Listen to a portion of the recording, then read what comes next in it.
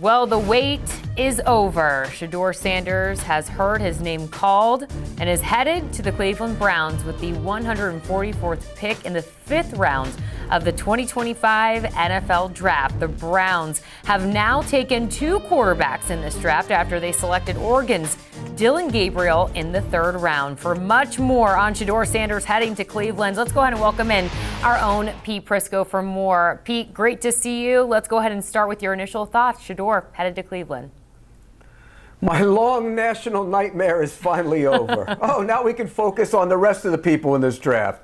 Look, the league spoke, and it spoke loudly about what they thought about Shedeur Sanders. The Cleveland Browns spoke and spoke loudly about what they thought about Shedeur Sanders. They didn't pick him in the 1st round. They didn't pick him in the 2nd or 3rd round. They did pick Dillon Gabriel in the 3rd round, and then they waited until the 5th round to take Shedeur Sanders. There's a lesson here, and the lesson is don't believe your own evaluations all the time, and that's why there's so much pushback here. How many guys, draft analysts, are sitting there saying, I had him as the top-rated quarterback. I had him number 5 on my board. How dare they do this? You know what? It doesn't matter what you think. It doesn't matter what I think. It matters what the league thinks. And the league spoke loudly. The Cleveland Browns spoke loudly. Now he's going to have to go in and win a job as a backup. Well, there you have it. It's there for you, Shedeur.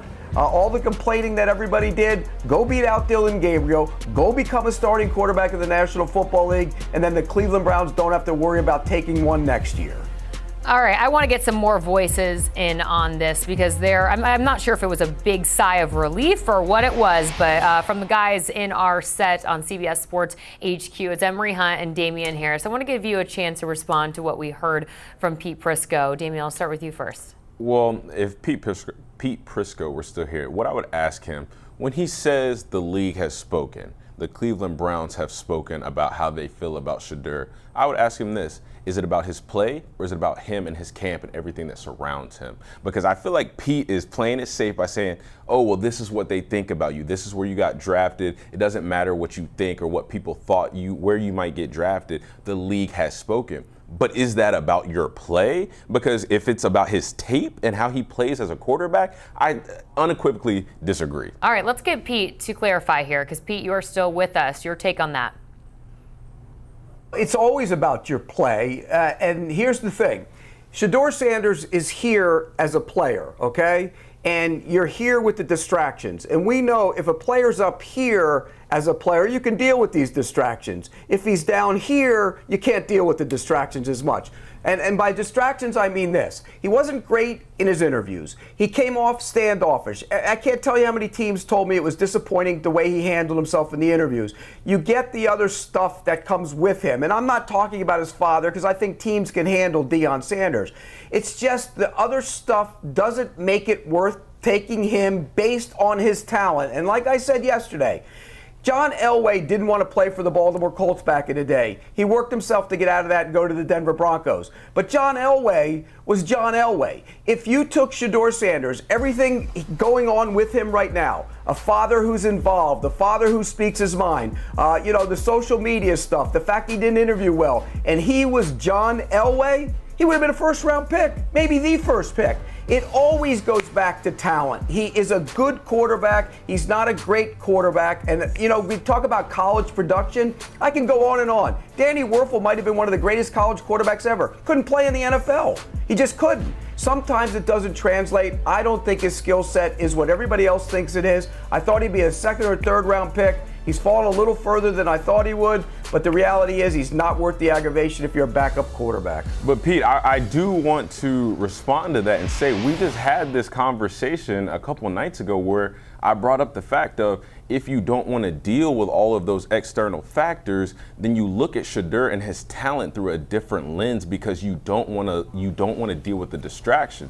Now we're having the conversation about, well, yes, if your talent is up here, we'll deal with those distractions. But to Pete's standard, his talent is not up here. It's more down here. So then, therefore, you don't want to deal with those external factors, which to me sounds like you are evaluating his talent. You are evaluating him not just purely off of his play, off of how he plays as a quarterback, but you were also factoring other things in, and you were seeing it through a strained lens. So here's my thing, and I like to unpack this whole thing that we're talking about, because when you think about Shedeur Sanders, and to Pete's point, if people are looking at him as a distraction, what if people had that view of him coming in? So if you look at some of the comments that came out of some of these quote-unquote interviews in that anonymous article with those sources, one guy said, he makes you feel small. Are you talking about Shedeur, or are you talking about his dad? Right. Because if you're a grown man and you say this kid makes you feel small, that makes no sense to me on his face. And if we're talking about the talent, every time we show these Shedeur Sanders clips and highlights and tape, it's a lot of big plays, a lot of deep passes, a lot of plays off script, all the things that they look for. So I know the tape component of it was kind of bogus in my eyes. This is a guy that you see this third down offense versus pressure, versus a blitz, overall end of game situations. He had 11 game-winning drives or comeback drives in his career at both Jackson State and Colorado. And also with the point that people love to say the league spoke, did they speak when they took Mitch Trubisky over Deshaun Watson and Patrick Mahomes? Did they speak when they let Lamar Jackson fall to pick 32? Did they speak when they took guys that we've seen flame out time and time again? So the good part about this, it's all football now. Yes. And I love that they did take two quarterbacks. So we see this a lot. People say, oh, well, if you don't have two, if you take quarterbacks every year, if you're Dylan Gabriel, if you're Shedeur Sanders, go out there and compete, play the best. And if you're the Browns, they probably played the Steelers like a fiddle, because you have two quarterbacks that's going to go out there and compete. They're probably going to both play well. One guy is going to find his way on another team, and the Browns get their value back with a pick that they just selected, Shedeur Sanders. And can you explain to the people why the Cleveland Browns just might want to play the Pittsburgh Steelers like a fiddle? Is there a reason why? Because they played themselves waiting for someone to make a decision on who, if they, and the ultimate catchback would be if that guy that goes unnamed here decides, I want to retire. That would be interesting, wouldn't it? All right, Pete Prisco, we'll get you in here for the final word. Now, wait a second. Emory, how did they play the Steelers like a fiddle? If the Steelers wanted any one of those two quarterbacks, they could have picked them themselves. They didn't want them. They didn't want either one of them. How'd they play them like a fiddle? Every other team said they didn't want these quarterbacks, right? But here we are talking about these quarterbacks. So we know that's all anybody talks about. We know this is the whole point. The league was making a statement saying we are not for the power play coming from the player. It wasn't about Shedeur Sanders' tape. Because to your point, if he was it was exactly about his tape. That's the foil, man. It was not about his film. Look, here's the thing. When you look at a quarterback in this league, do they have the traits? And when you look at Shedeur Sanders, is he big? No. Is he athletic? No. Does he have a great arm? No. Is he stand in the pocket and hold the damn football for half an hour? Absolutely. He does some good things, but there are so many negatives working against him. It wasn't just the off the field stuff. It wasn't just the interviews. The tape factors, and it matters. And all this talk about collusion, anybody who brings that up is being just an idiot. And I'm telling you, you think the league has an agenda to collude against Shedeur Sanders? Give me a damn break. Well, it seems like everybody has come to that conclusion. Am I wrong? That's what I mean, because we've got from President Donald Trump. We've got all type of people that are talking about why has Shedeur Sanders not been drafted? Because when you look at his tape, when you look at his numbers, when you watch the kid play, you're sitting here saying, oh, well, there's too many negatives. Okay, he's not big. Okay, yeah, he holds the ball too long sometimes. Well, who's blocking for him? If he doesn't have any time, what is he supposed to do? He can't throw a 5-yard under to Travis Hunter on every single play and expect him to take it for a touchdown. He could. So, yes, he does have to hold the ball sometimes and let the concepts develop down the field. Now you want to talk about, oh, well, he doesn't have the strongest arm. Oh, well, he's not mobile. Oh, well, he doesn't do these things. Outside of what you said about him not being big, you know what that sounds like to me? It sounds like Tom Brady, a man that won 7 Super Bowls. I've even seen Shedeur be compared to Tom Brady, which, yes, we shouldn't do that because Tom is Tom. But at the end of the day, when you're comparing what they tangibly have and what they can bring to an organization as far as what talent they have, there are a lot of things that Shedeur has that Tom Brady walked in the league and he had the exact same thing. Let me rap to him for a minute. Pete, here's his strengths: accuracy, anticipation, timing, touch, end of game situation of football. That's elite traits, right? Let me ask you this, okay? You guys remember Danny Werfel? I'm going to go back in Saints time. fan, Danny yes. Werfel might have been. Danny Werfel might have been one of the best to ever play the game throwing the football on the college level. Accuracy, timing, toughness. He didn't have a great arm. And therefore, he wasn't a guy that people wanted in the National Football League. Sometimes you lack the traits. Every NFL general manager is looking for the traits. Shedeur Sanders lacks traits. He lacks the one. Is Which there ones? anything about his game? He doesn't have great size. He's not a great athlete. He doesn't have a great arm, and he holds the football. There's a lot of traits he doesn't have.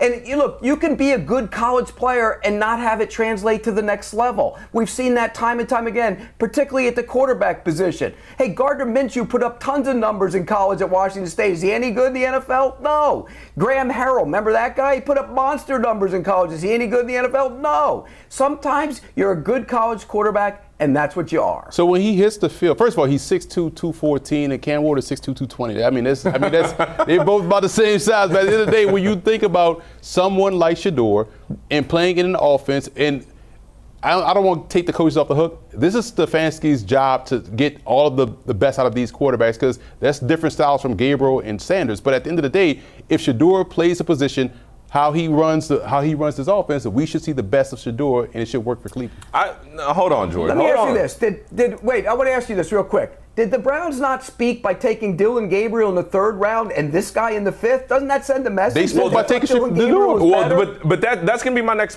question, Pete. What are the tangible traits that Dillon Gabriel has that Shedeur Sanders does not? Well, he's got a better arm, for one. Is he taller? There's no doubt about that. All right, you guys, we'll leave it there because we're going to be talking about this for weeks to come, for sure. But I go back to something you mentioned, Emory. It's all football now. The speculation and storylines can kind of be put to bed as he is going to Cleveland. As you see here, Shedeur Sanders sent this out on X just moments ago saying, "Thank you, God." All right, for more on this, let's go ahead and welcome in another voice. It's our own NFL lead insider, Jonathan Jones. JJ, sorry it took us a little bit there to get to you, but after hearing just a mouthful, your reaction to this news, Shedeur Sanders headed to Cleveland. Well, look, I am surprised that it's the Cleveland Browns based off of them taking Dillon Gabriel yesterday. When you consider their quarterback room. Okay, yes, they have Deshaun Watson. He's injured with that second Achilles tear. I believe he's probably going to start on the physically unable to perform list. I don't believe that he's going to play football for the Cleveland Browns ever again. But he will or will not count against their 53-man roster. If he's on PUP, he will not. Okay, so now you have 4 quarterbacks. You have Joe Flacco on a 1-year, $4 million deal, veteran, right? You have Kenny Pickett that you just traded for, not just traded a pick for, but traded a young quarterback in Dorian Thompson-Robinson for. And so you imagine that going into training camp, those are going to be the 2 who are battling for QB1. That is at least going into training camp. I'm not saying about who's going to be the week 1 starter just yet. But now you are going to have Dillon Gabriel and Shedeur Sanders splitting QB3 and QB4 reps. There's not a lot of those reps, but one of them will clearly beat out the other. That is how quarterback competitions work. But if you're QB4, you're not getting a ton of reps in practice. So it'll be very interesting to see how that plays out. How Shedeur Sanders, who I think right now, having just been drafted, let's take Deshaun Watson out of this since he's not going to be able to perform. I think at best, he will begin in training camp as QB3. Right, and we would probably say QB4 based on logic since they took Dillon Gabriel in round 3 versus Shedeur Sanders in round 5. And then what you have to consider is, will this team, even if the Cleveland Browns are blown away by all 4 of these quarterbacks, will they keep all 4 on their roster? Will one of Dillon Gabriel or Deshaun Watson be released and then signed to the practice squad? And so, yes, he is drafted. I don't know that it is a cinch that he will be on the week 1 roster for all of the reasons I just laid out. Just basic football arithmetic. But he will absolutely, now that all this is over, right? And what I mean by all this over, I mean that now that we don't have to really comment anymore on why he fell. He's with the team. Now it's all about being a football meritocracy. Go show it on the field. Whatever we want to say about his tape, whatever we want to say about how he conducted himself in the pre-draft process, whatever lens he was viewed through up to that point, go win the job. That's what it's about. Right. And so we will be able, I think, to be able to see what it is about, beginning when he gets out there in rookie minicamp here in the next couple of days. Most definitely. Let's go ahead and piggyback off of that point from JJ as we bring it back to the desk here. He mentioned it and laid out this quarterback room: Deshaun Watson, Kenny Pickett, Dylan Gabriel, Joe Flacco. Do you believe this is a quarterback room he can compete in? This is why I'm always excited about rookies getting drafted in the NFL. The reason being, you can't fake live action, and those happen in the game. And when the game happens, it's tailor-made for guys that can thrive in chaotic situations to ball out. So when people were like, why you are so excited about Lamar Jackson, or going back to when I said Russell Wilson was going to beat out Matt Flynn in Seattle, even as a third-round pick, I was like, because of the preseason games. We are watching these late third and fourth quarter games where these guys in these chaotic situations are able to thrive. Guess who thrives in chaotic situations? Shedeur Sanders. Guess who thrives in the game situations when you got to come back in these preseason games? Shedeur Sanders. So Dylan Gabriel is a good player too. He could thrive as well in the preseason setting. It's not even about Joe Flacco or Kenny Pickett or Deshaun Watson. It's about these two guys thriving in the preseason, elevating their value. Now, to JJ's point, whether or not it's Shedeur Sanders or Dylan Gabriel that's going to be on the Browns roster, if they both play well, one of these guys becomes a significant trade chip, and his collegiate tape shows you that this is someone that you want on your football team. He plays a lot like Joe Burrow. Zoom in on my eyeballs when I said he is a Joe Burrow clone. Everything that you knock about Shedeur is what they knocked about Burrow, and everything that you like about Burrow is what you like about Shedeur. Deep down, you just don't know it yet. Man, I can't even follow that because you just laid it out. I mean, again, like I'd go back to what Pete said. Outside of Tom Brady having a 6'5" frame, there's no difference. They have the same intangibles. Like you said, what you love about Joe Burrow is what you hate about Shedeur Sanders. What you hate about Shedeur Sanders, you love about Joe Burrow. It makes no sense. But what matters is the fact that, again, his name has been called.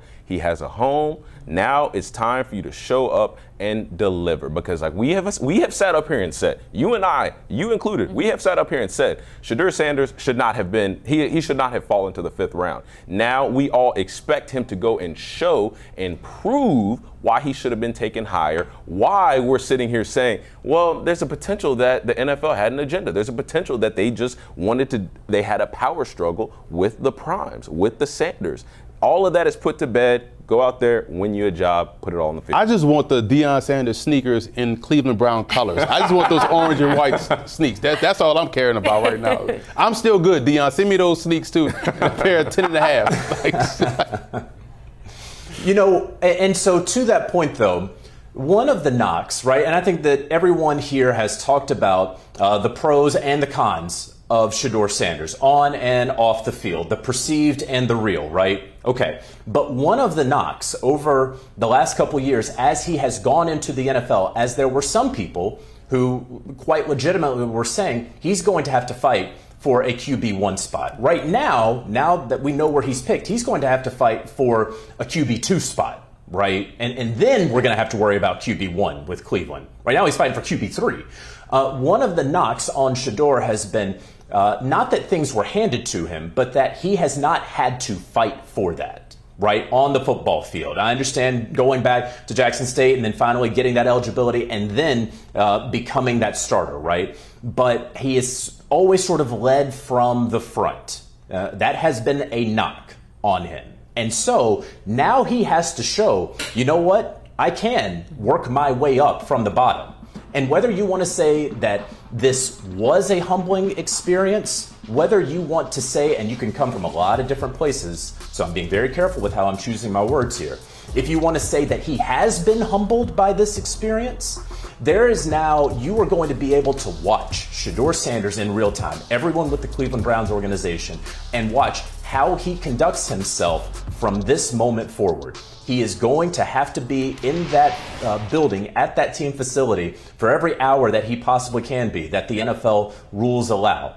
And you will be able to see how he interacts with everyone. It's not the word that you got from Colorado, which was a difficult word for some people to get because everyone at Colorado's paychecks are more or less signed by his father. Okay, that was another thing that was told to me during the pre-draft process. It's kind of hard getting the real solid truth out of Colorado, or something you feel is the truth, because of how potentially compromised those people could be. That was something that was said to me multiple times by multiple people. Now you get your own eyeballs on it. Now you know in real live Technicolor what this young man is all about. And so I talk about a football meritocracy.